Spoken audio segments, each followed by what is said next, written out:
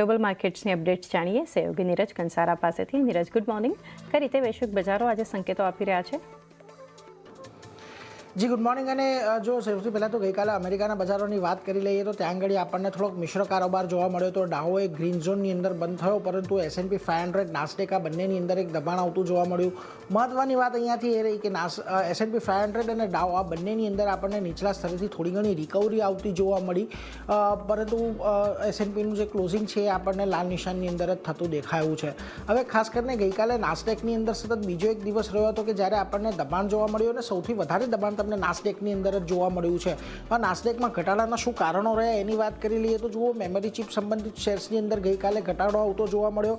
હવે એક કંપની છે સીગેટ ટેક, એમના CEOએ JP મોર્ગનને એક વાત કરી અને એમણે એવું કહ્યું કે અત્યારે જે ફેક્ટરીઓનું બાંધકામ ચાલી રહ્યું છે એ પૂર્ણ થતાં ખાસ કરીને લાંબો સમય લાગી શકે છે. એટલા માટે થઈને આપણને આ બધા સ્ટોકની અંદર ઘટાડો આવતો જોવા મળ્યો. જો આ નિવેદન બાદ સીગેટનો સ્ટોક લગભગ 7% જેટલો ઘટ્યો.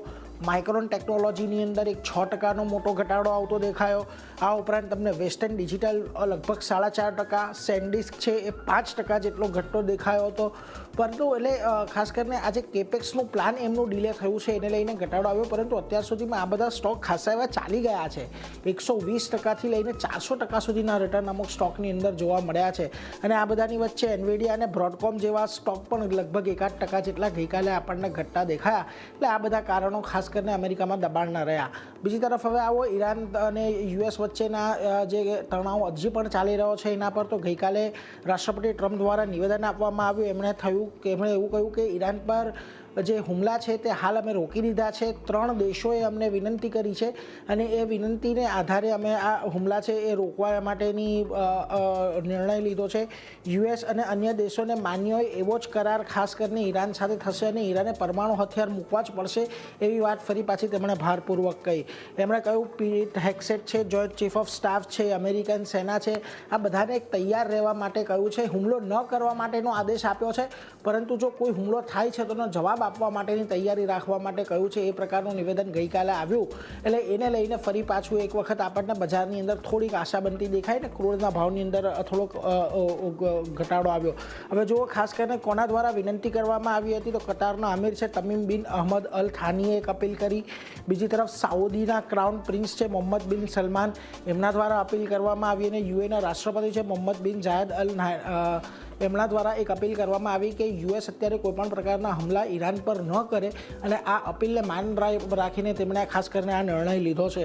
તો કે આ બધાની વચ્ચે ફરી પાછા શું ક્રૂડના ભાવ ઘટશે કે નહીં એના પર એક પ્રશ્ન એટલા માટે છે કારણ કે અમેરિકા દ્વારા જે રશિયન ક્રૂડ પરના પ્રતિબંધો છે એને થોડાક હળવા કરવાની વાત કરવામાં આવી છે. ફરી એક વખત અમેરિકાએ અહીંયાથી કહ્યું છે કે જે ઓઇલ ટેન્કરો પર ઓઇલ લોડ કરી દેવામાં આવ્યું છે તે ખાસ કરીને ખરીદી કરી શકાય છે. પેટ્રોલિયમ પ્રોડક્ટ્સનું વેચાણ યથાવત રહી શકે છે. અને આ જે રાહત ગઈકાલ સુધીની હતી તે અત્યારે ફરી પાછી 17 જૂન સુધીની વધારવામાં આવી છે. એટલે મહત્વની વાત અહીંયાથી એ છે કે ફરી પાછા આપણે રશિયન ક્રૂડ ખરીદી શકીશું થોડો સમય માટે. અમેરિકાએ જે પ્રકારની છૂટ આપી છે ને આને લઈને થોડા ક્રૂડના ભાવ પણ આપણને નરમ પડતા દેખાશે, એટલે એના પર એક ધ્યાન રાખવાનું છે. જો કે આ બધાની વચ્ચે આજે તમને એશિયાના બજારો પર ફરી પાછું એક મિશ્ર કામકાજ જ જોવા મળી રહ્યું છે. કોઈ બહુ મોટી તેજીના સંકેતો નથી.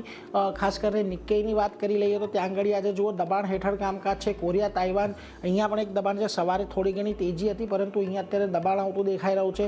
શાંઘાઈ, હેંગસેંગને સ્ટ્રેટ ટાઈમ્સ પર આવો ત્યાં પણ થોડોક મિશ્ર કામકાજ જ આપણને આજના દિવસે જોવા મળી રહ્યું છે. વેલ આવી હવે ગિફ્ટ નિફ્ટી પર તો ગઈકાલે આપણે નીચલા સ્તરેથી ખૂબ સારી રિકવરી બતાવી હતી, પરંતુ આજના દિવસે પણ જુઓ તમને જે ગિફ્ટ નિફ્ટીના સંકેત છે અત્યારે માઇનસમાં જઈ રહ્યા છે. 23,658 પર ફ્યુચર બંધ થયા. 654ના ગિફ્ટ નિફ્ટી સંકેત આપી રહ્યું છે. આજે સવારે શરૂઆત થઈ ત્યારે 101 પોઈન્ટના ઉછાળાના સંકેત ગિફ્ટ નિફ્ટી આપી રહ્યું હતું, પરંતુ અત્યારે ફરી પાછું એક દબાણ તરફેના સંકેત આવી રહ્યા છે. એટલે ખાસ કરીને આજે જે બજારની શરૂઆત છે થોડીક ફ્લેટ ટુ નેગેટિવ આપણને રહેતી જોવા મળી શકે છે ચાંદની. જી નીરજ, આભાર આપનો.